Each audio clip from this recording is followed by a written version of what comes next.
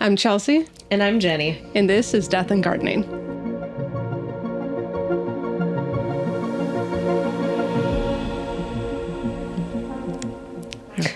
What do we have? Well, today I'm going to tell you about how a murder in 1879 is connected to Sir David Attenborough. Ooh, okay. That was basically how I think I found this case. And it is kind of a wild tale. Well, it's not a tale. It is a true story, even though at times it does feel a bit unbelievable. Oh. Fun. Okay. So, I guess the first part is going to focus on Julia Martha Thomas. She was about 54 years old and twice widowed. Oh. She was a former school teacher. She lived at 2 Mayfield cottages in Richmond, London.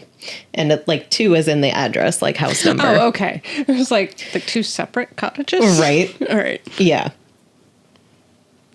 There was a pub next door that I love the name of because it's literally called The Hole in the Wall. Nice.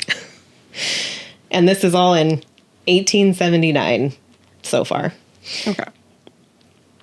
She regularly attended church, I think mostly on Sundays, but there were evening services and things. I don't know if she was Catholic. I cannot remember the name of the church that she went to or what type of church, but... A Catholic church. Maybe a Catholic church, Okay. maybe I don't know. Or just a church. Yep. She was described as a small but well-dressed woman and had an excitable temperament, and she was eccentric. Is this just me? There is another description later on that I think you will appreciate. Oh, great. Okay. But yes. Yeah. Also, she traveled a lot. Uh-huh. Okay. Except her friends and neighbors would not always know where she was for weeks or months at a time because she just wouldn't tell them. She would just go travel. So it's Jake.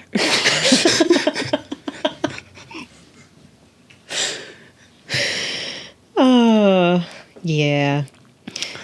Which I guess, back then would be normal. Today, I'm like, oh, yeah, absolutely. If somebody goes on a trip, I would hope that if I know that you're going on a trip, I would hope that I know where you're going and how long.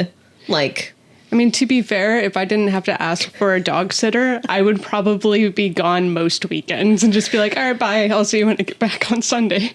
Well, true. But weeks or months at a time, though. Yeah, that's a bit much. Yeah. But I guess that's her eccentric personality. Yeah. She did also have a reputation for being a harsh employer and hard to keep servants. Oh. Because this was a time of domestic servants and, yes.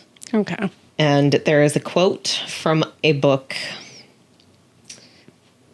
that I believe, I do not have the author's name currently, but it's, well, okay. The title will come into play in a little bit. But anyways, so this quote, "Perhaps it is a small wonder for eccentric ladies who, besides their whimsicalities, possess an excitable nature, and one that is easily roused to wrath must be somewhat difficult to live with and serve under." All right, yeah. Besides their whimsicalities. I saw that and I was like, oh, Chelsea's going to love this. Oh, yeah. It's great. Okay, so that is about as much background as I have on Julia Thomas. I'm a fan. Yes. And so now I will introduce Kate Webster, who was born as Kate Lawler. Okay. In Killan in County Wexford, Ireland, in about 1849. Okay. We have a lot of descriptions. We also have a lot of pictures of Kate. Okay. I will start off with this description, though. She was described as a tall, strongly made woman of about 5 feet 5 inches in height, with sallow and much freckled complexion and large, prominent teeth. Also, tall is funny to hear 5. It was 5 feet 5. I'm 5 feet 5. Yeah. It is back in the day. The heights were different. I guess. It's still weird to think of. Yeah. I'm tall at some point in years. Okay, prominent teeth. All right. And strongly made woman. Strong. So, yeah, she's thick. Yeah. Yeah. And from the pictures, which there is a picture of Kate and Julia. Okay. I mean, I guess. But Julia looks, at least in the face, like she would be more strongly made than Kate, to be fair. Yeah. Oh, yeah. I will wait to show you the other picture because, yes. Yes. This will escalate fairly quickly, I think. Oh. Okay. So, Kate... So since she was born as Lawler and not Webster, she possibly married a sea captain whose last name was Webster, and they may have had 4 children, but they all died under no one knows the circumstances. Okay. So there's maybe where Webster came from.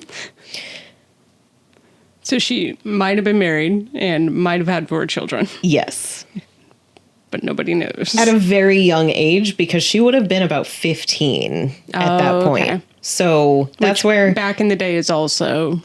pretty common. Not uncommon. Sure. But there's a lot of uncertainties. Yeah. So at some point in her probably still teenage years, she was convicted of larceny and spent some time in prison. Okay. And then she left Ireland to move to England in the 1860s, which I believe probably closer, like end of the 1860s, but not a specific date. She was caught stealing again and was sentenced to 4 years of penal servitude. She moved to London after that and had a child with a man named Strong, who then left because they weren't married.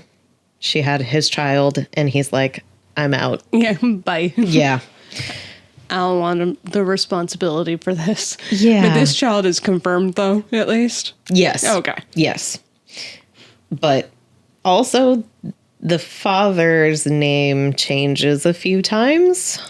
So she might not also know who the father is, actually. Or she's trying to pin it on any given person at any... I don't know. I don't have a good reason for that one. Yeah. But it could be several different theories and reasons. And it just adds to the uncertainties of everything going on. So... she was convicted of larceny again in May of 1875. Can't stop, won't stop, apparently. It gets better. She was sentenced to 18 months in prison for that one. She was released, but reoffended in February of 1877 and sentenced to 12 months in prison. And altogether, she had 36 separate charges of larceny. And this is from late 1850s or early 1860s to 1879 when everything takes place. But 1877 seems to be the last time she was convicted. So she picked one and she really stuck to it, is what I'm hearing. And I think according to some of the sources, they called her an expert thief, But then some said that she was just really terrible at it because she kept getting caught. Yeah, I was going to say, she's not an expert thief. She kept getting caught. Right. So, but that was definitely her whole thing. Yeah. And she did say at one point, she claimed that she had been forced into crime as she had been forsaken by him and committed crimes for the purpose of supporting myself and the child. So that sort of gives a reason for after her son was born, but not the however many before. Yeah. Right. Okay. So she got out of prison that time, her 12 months in prison, and she, in sort of a roundabout way, she, like, I think her and her son ended up lodging at a place where a lot of, like, they were char women back in the day. They cleaned houses, like probably the domestic servants and stuff like that. But she was lodging in a place where I'm assuming multiple women that were servants lived. And they kind of all knew all the people that were hiring the servants. So that's in a roundabout way she met Mrs. Thomas, Julia Thomas. Who hired servants. Yeah. Yeah. And couldn't really keep servants very long. So it kind of sounds like she was almost always looking for one. So I guess they met and she hired her pretty quickly. So Mrs. Thomas probably did not know anything about her criminal history. Yeah. So, yeah. So she was hired, actually. We have the date, was January 29th, 1879. Oh. Kate was only working for Mrs. Thomas for about a week. Oh, wow. When Mrs. Thomas gave Kate notice that she should leave at the end of February. Mrs. Thomas also didn't like people. I can relate. Right, sure. And however, a week notice and not knowing her criminal history prior to hiring may be also good. Yes. Yeah. Yes. I like how I took it was their personalities just clashed way too much. Oh, probably. And it was just not working out. And that Mrs. Thomas was just a very difficult person to please and wanted things a very specific way. Mm-hmm. And Kate I don't know, this might have been like her first honest job. And she was used to stealing and all of the things. So she's now having, I would assume kind of like also learning how to clean at the same time. I mean, not learning, but learning to clean to someone else's standards. Yeah, not just her own standards. Right. After Mrs. Thomas gave her notice, she decided to have some people come stay with her at her home so she wasn't alone. Because I'm assuming when you have told your domestic servant that you want them to leave, you might be concerned about how they're going to react. It's fear of retribution kind of thing, or yeah. And I'm assuming with the way that they just didn't work out, that maybe she was just feeling a little unsafe. Yeah. It sounds like, anyways. Yeah, especially depending on how Kate might have taken it. Yeah.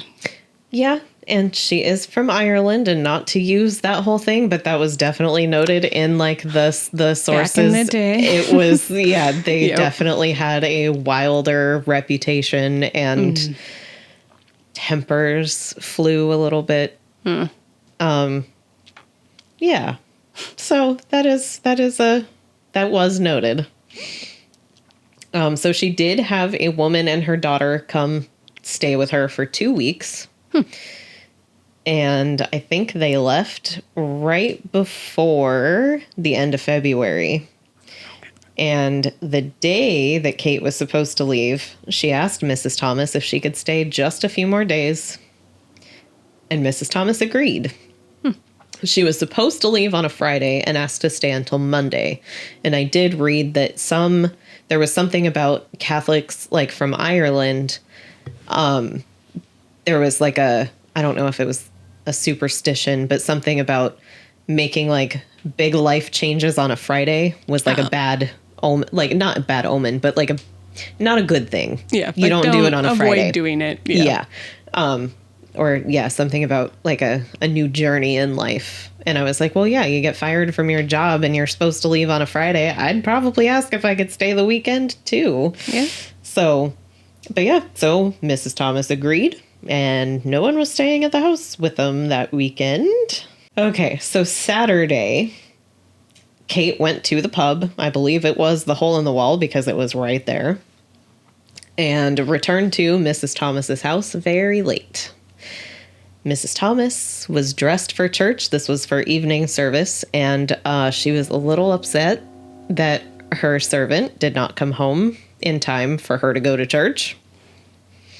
So they had a bit of an argument.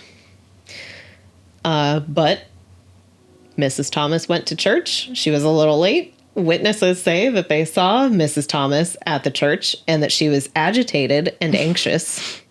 She didn't sit in her usual spot, and she was so agitated that her bonnet slipped off. And I was like, what? Shaking with rage so much that her bonnet slipped off. I guess. Wow. Yeah.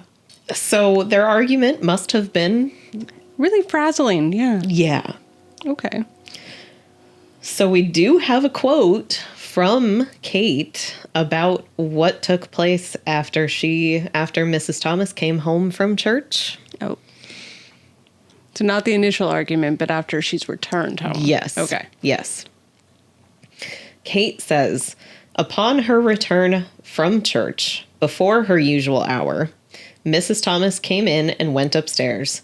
I went up after her, and we had an argument, which ripened into a quarrel, and in the height of my anger and rage, I threw her from the top of the stairs to the ground floor. She had a heavy fall. I felt that she was seriously injured, and I became agitated at what had occurred, lost all control of myself, and to prevent her from screaming and getting me into trouble, I caught her by the throat, and in the struggle she was choked, and I threw her to the floor. So you threw her off the stairs to the floor, and then got mad at what happened, and to not get in trouble, proceeded to choke her out. Yeah. Okay. It is very much a look what you made me do situation. Yeah, it is. No wonder she was nervous about her firing Kate. I see it. Yeah. Yeah. Yeah. Yeah. It is still also possible that what Kate says happened did not actually happen because of how unreliable she is. Ah, okay. And there was blood found in like another location in the house, and the neighbors didn't hear any sounds other than like one thump. Mm. And they described it as like a heavy chair falling. Mm-hmm. They didn't hear screams, and that's what one author in a book said, that as you're realizing that you're falling, you might scream, which, yeah, you might. You might scream. You could yelp, too, or make some sort of a gasp noise, but... Right. Yeah. Or you might just be like...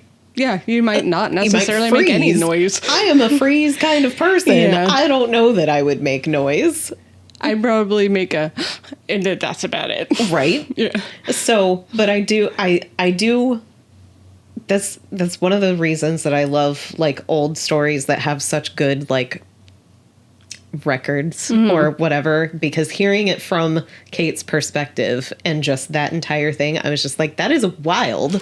First of all, yeah. First off, that's admitting to everything, pretty much, even cause of death, depending. Yes. Yeah. Because, yeah, she didn't say... Did she say that she was bleeding when she hit the ground at all? Or just that she... Not that I could see in any of the quotes that I have. There are a lot of quotes. A lot of... I don't know that even with Kate telling everything that if it's all that reliable and yeah. Mm-hmm. Okay.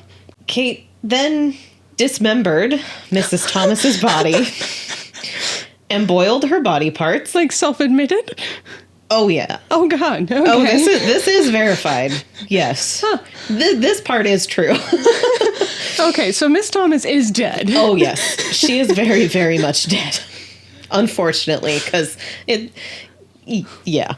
Okay, so dismembered and boiled. Got it. Yes, in the laundry copper, which I have never heard of, which I will show you in a second. So she boiled the body parts in the laundry copper and then burned the bones.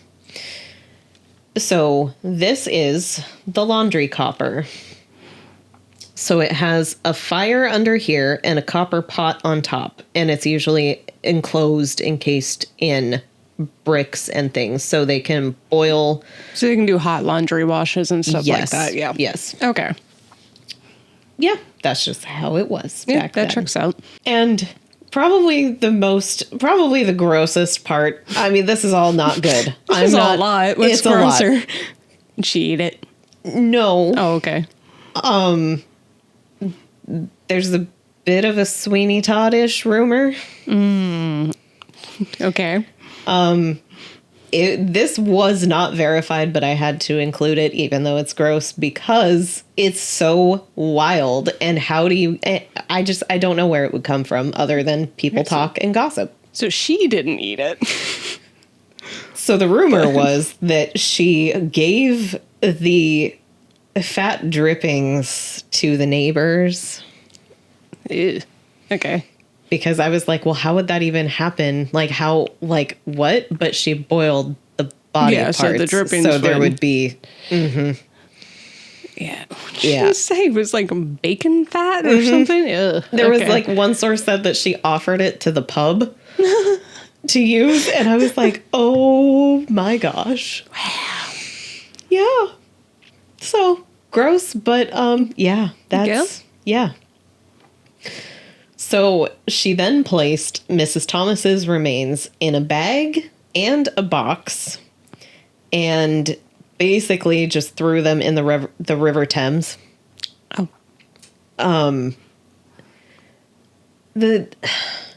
She went to a pub. She had the bag with her, and she went to the pub to meet up with a couple of people. And I guess they had drinks, and then she left for like a short time and came back without the bag, and they noticed this. So I was like, okay, why would you go into public? Like, why would you draw attention to yourself with this thing? She doesn't seem like the brightest. I mean, true. I mean, she got caught how many times? 36 times for thievery. So yeah. Well, and I think this other part is even weirder because the box. She asked a man for help to move this box from the house to somewhere. And instead, she just threw the box into the river and then just explained it away to the guy why she didn't need help with it anymore. Wait, so was her body in a bag or in a box? Both. Oh, okay. In a bag, in a box. Mm-hmm. Okay. And yeah. But like, why ask for help and then decide you don't need, like, not even you don't need the help. You're going to take care of it yourself. And then she's drawing attention to it with that. And then, yeah. Yeah. I mean, that is a thing with documentations of killers, is that a lot of them are kind of like, they almost subconsciously want the notoriety of it and they want to get caught. Yeah. Well, and it's that she didn't, most of the people that she was like friends with or hung out with were not like super great people either, I guess, according to some accounts. Bragging rights at that point then. And that's what I was kind of wondering. Yeah. But then they never actually saw the things. And as far as I know, she didn't tell them what was in. What's in the box? I know. So, yeah. So threw him into the river, and the box was discovered but the remains could not be identified because it's 1879. And it was a boiled, dismembered body with the bones burnt. So, yes. yeah. And no head. And that's what they were saying, too. They could not identify it without a head. Because, but even if there was a head, like... Do we find out what happens to the head? Okay. I'll ask no further questions. Making sure the head just didn't disappear from history, but yeah, okay. I mean, it does, but yes. So after all of that, they find the remains, but they don't know who it is. Kate stayed at the house for a little bit of time and posed as Mrs. Thomas. She decided to try to sell the furniture. And the neighbors got a little suspicious when they haven't seen Mrs. Thomas, because they know their neighbor. They haven't seen Mrs. Thomas for a couple of weeks, and now people are coming to buy the furniture out of the house. Yeah. And they know that she is not Mrs. Thomas, and I believe there was a comment made to one of the guys buying some furniture, asking him about who it was that ordered the furniture to be sold. And he was like, oh, well, Mrs. Thomas. And she's like, well, that's not Mrs. Thomas. So what do you mean? Yeah.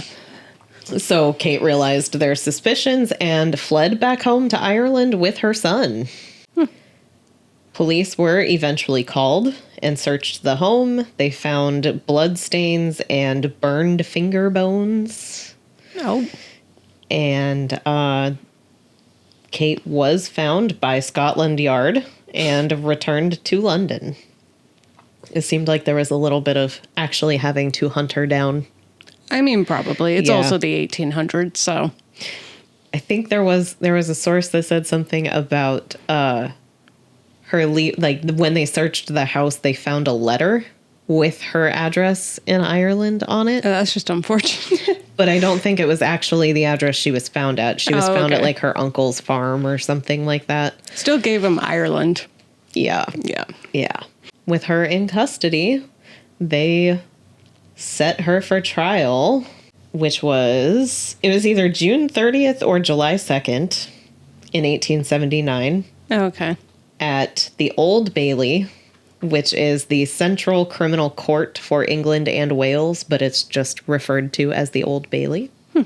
The defense's arguments are very interesting to me, mostly because it is kind of true that they had a thin case to begin with, or that prosecution would have had a thin case. So the defense argued that no one could prove that Mrs. Thomas died by violence or that it was her remains found in the box. A doctor initially described the remains in the box as a young woman between 18 and 30 years old, then later said they were the remains of a woman over 50. So, and, they're not identified as being her. So it's like, how do you convict a person for murder saying you killed your employer without knowing for sure that that's who it is? Yeah. That's their defense anyways. They tried. Yes. But then they also argued that Kate had come home to find Mrs. Thomas on the floor, foaming at the mouth, that she had had a fit, like convulsions. Okay. But then the blood and the burnt finger bones? Right? Yeah. And then they also tried to pin it on the guys that sort of helped her dispose of remains. They didn't actually help her, really, but the ones associated with that. All of those arguments failed. Kate was found guilty and Shocker. sentenced to death. It is the 1800s. Yes. Yeah. So this was also a very... How do I say it? It was in the papers. It was talked about. It was a big case for the time. Big deal. I mean, there's a lot that went into it. She dismembered her. Yeah. That's not a small feat. Right. And there's a lot about it. But it was I will show you these pictures. There are like almost like cartoon-like depictions of her at the trial with her child, or, you know, with the little captions and everything, like talking about, like, it was all over. And I cannot remember, but there were so many things in newspapers that were like printed. It was a lot. I mean, yeah, it was probably a really big dramatic case for the time. And I'm sure kind of like, you know, in more modern-ish times, the OJ case, people were probably invested. Oh, yeah. Yeah. Especially ones that knew Miss Thomas and stuff and were like, what's going on here? Yeah.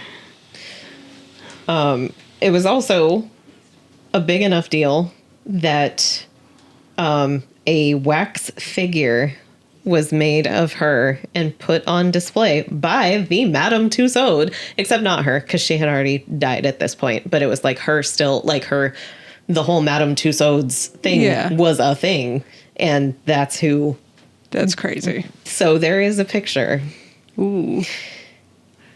And it's of Kate? Yes. Wow. So I do have to, I will show it to you after I read this one quote. Okay.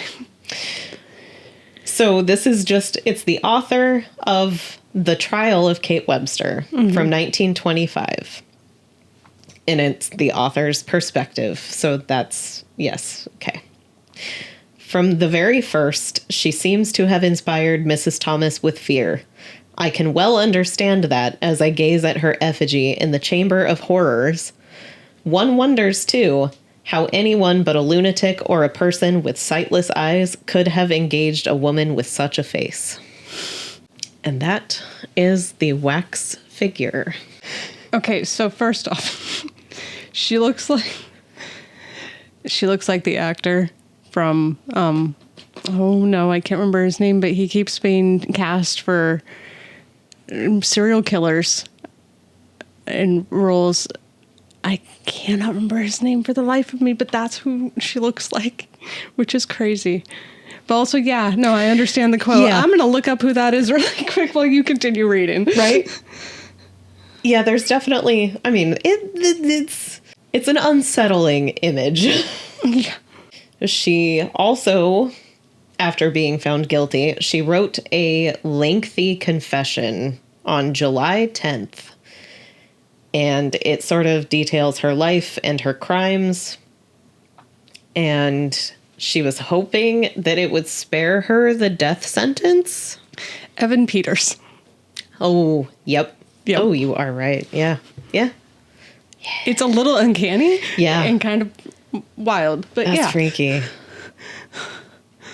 I wonder what her lineage is. Are they related? She had a son. Is he the son?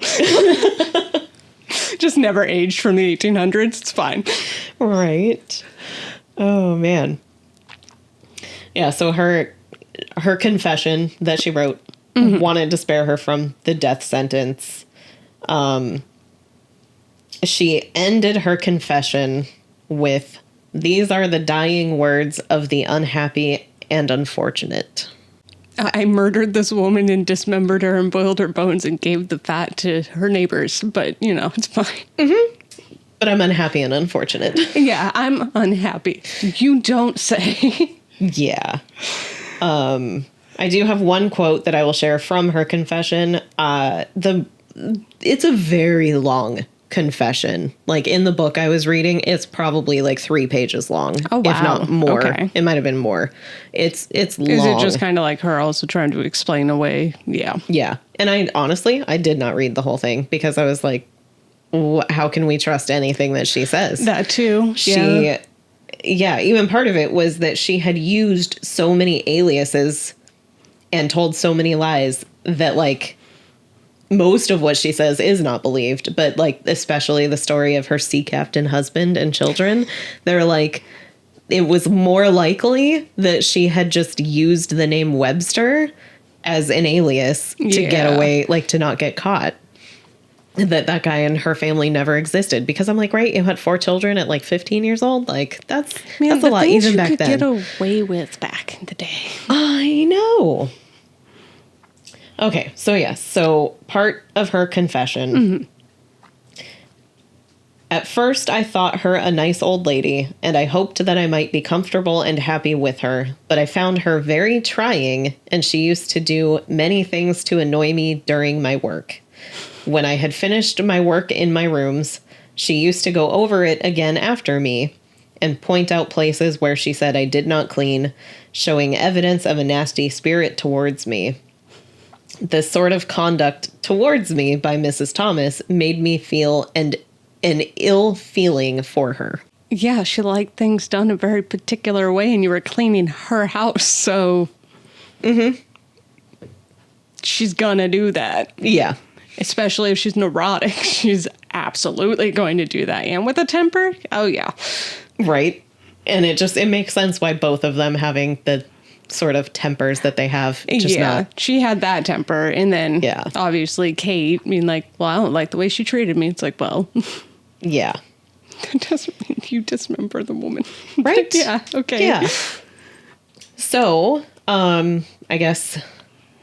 Yeah, that was also the part she had made that confession. And then the night before her execution, she made a final full confession. And an important detail that stuck out to me was that she claimed to dispose of Mrs. Thomas's head in the same way as the other remains, but it was never recovered. Interesting. Oh, yes. And then there is also a picture of her execution. Okay, I was going to say, of the head? Like, what? No. Okay.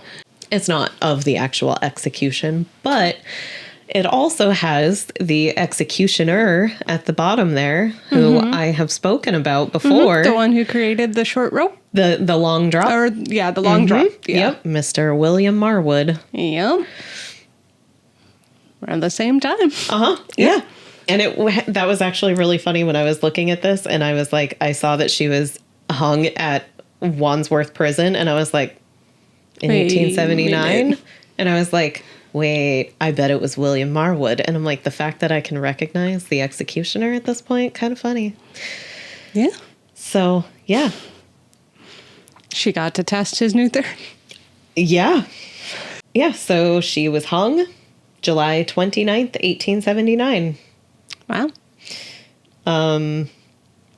She did try to delay her execution by claiming that she was pregnant, but there were some matrons that determined she was not, in fact, pregnant. So,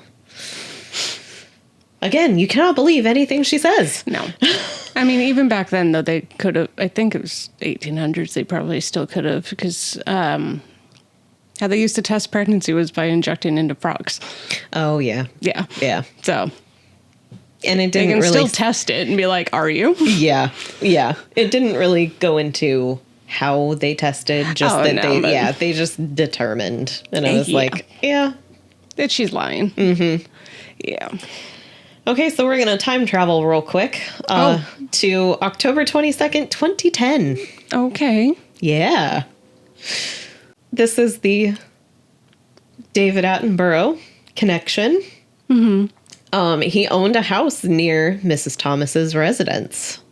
He bought the building next door, which was the former pub, the Hole in the Wall, because it closed in 2007, and I believe he bought it in 2009, and he wanted to redevelop it because it was in such bad shape that they were like, it's like attached to his house or something like that. Very, very close. And he's like, yeah, let's fix that. So as excavations were happening, a skull was found underneath the foundation. Nice. Yes. The mystery box that she left with and came back without, possibly? Or bag? Nope. Just the skull. Okay. Well, because she said she disposed of them the same way, and you said that she was there with a bag of some kind, and then left and came back without it. Mm-hmm. So I was wondering if maybe it was that bag. I don't think so, because I think that one she also threw into the river. Oh, okay. So that's what I am so curious how like, How did in the she foundation also? Yeah. Well, under foundations. Well, So yeah, it was foundations that had been there for about or more than 40 years. And it was like in the area where the stables would have been at the pub. So they were above, I think the skull was found above Victorian tile, but under newer foundation. So they figured out it was from that era, like the Victorian era. And yeah, they pretty much immediately thought of Julia Thomas and thought maybe that's her skull because of where it was found. Yeah. It's in that area. And the skull had fractures consistent with Kate's account of falling down the stairs, and it had low collagen levels consistent with being boiled. Oh, yeah. So, yeah, and Mrs. Thomas did not have any children, and her relatives were unknown, so DNA testing was not used. But a coroner concluded that it was Julia Thomas in 2011. Nice. So, yeah, they... Yeah, that's crazy. That they did end up finding the skull later. Yeah. I think it was like about 131 years later is what it was. Yeah, it was the year before I graduated high school. That's also weird to think. Yeah. Yeah, that's crazy. I love the David Attenborough connection that I'm trying to think. The only other thing they could have done was see if, like, where it's severed, if it looked like 100 years later, if they could even tell if there were, like, serrations or something. And I think I can't remember if I saw the pictures of the skull or not, but it did not look like whatever I saw did not look like much of it left either. Yeah. So to even find the fractures on it, I think is a pretty good, I mean, how many skulls are going to be fractured and boiled? Yeah. So, Which is probably partly why they're like, yeah. Yeah. Those two are key details. Yeah. Unless you can get low collagen levels in bones just I mean, I'm sure after. there's probably another way, scientifically, medically, maybe, but... Yeah, I have no idea. Yeah.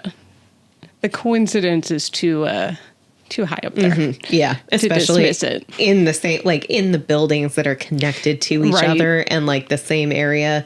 I just want to know if Kate intentionally, like, did she just drop something? Like, you know, like as she's trying to get rid of the remains, did she just, like, did she do it intentionally?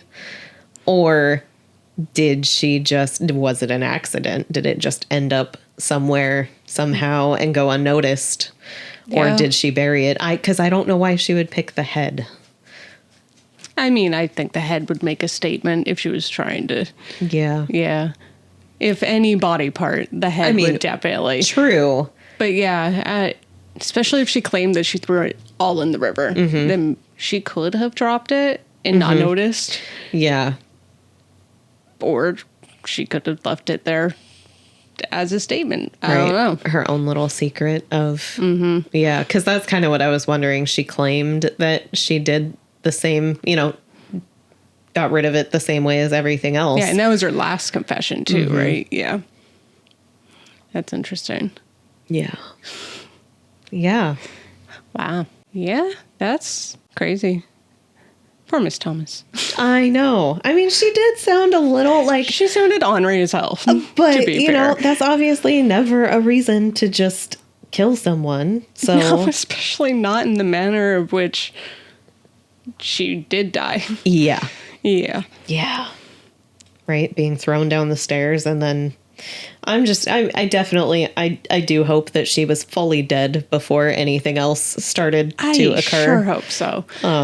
Yeah. Yeah, hopefully the impact from the stairs is what did kill her. Yeah. Or even not that it's good either, but being choked. But just, I hope that she was just not feeling anything by the time she was dismembered. You know. Yeah. Be a horrible way to go. Yeah. Well, and Kate was caught and killed, so in a surprisingly faster, more kinder way than she did to her victim. Yeah. But, yeah. Yeah, and I read something too about her son, that he had been sent to like a work camp that her uncle in Ireland like declined to take care of him. Oh. Yeah, is there any history about what happened to the son? I did not look into the son. I don't even know his name. Oh.